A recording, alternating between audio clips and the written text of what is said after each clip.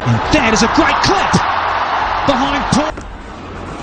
Hold that from deep in the crease, but it won't help him. 2008 সালে তার আইপিএলের অভিষেক।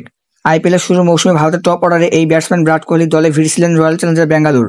সেই সময় তার বয়স ছিল মাত্র 19 বছর। 17 বছর আগের স্মৃতি হারের কোহলির মনে পড়েছে আইপিএলের শুরুর দিনগুলো কোন সতীর্থ তার ব্যাটিংয়ের উপর প্রভাব ফেলেছিলেন। ব্যাঙ্গালোর এক্স অ্যাকাউন্টে পোস্ট করা এক পডকাস্ট ভিডিও কোহলি কথা বলেছেন আইপিএল নিজের সময় শুরুর কথা।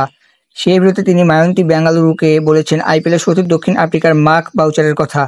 দক্ষিণ আফ্রিকার সাবেক অধিনায়ক উইকেট কিপার ব্যাটসম্যান কীভাবে তার ব্যাটিংয়ে প্রভাব রেখেছিলেন সেই বিষয়ে তিনি ব্যাখ্যা দিয়েছেন।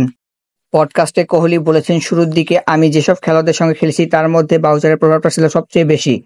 তিনি আমাকে দেখেছেন আমার দুর্বলতা কী হতে পারে, আমি যদি আরও ভালো পর্যায়ে যেতে চাই তাহলে আমাকে কী করতে হবে সেই পথ বাতলে দিয়েছেন। আমি কিছু জিজ্ঞাসা না করার পরে তিনি এই কাজটি করেছেন।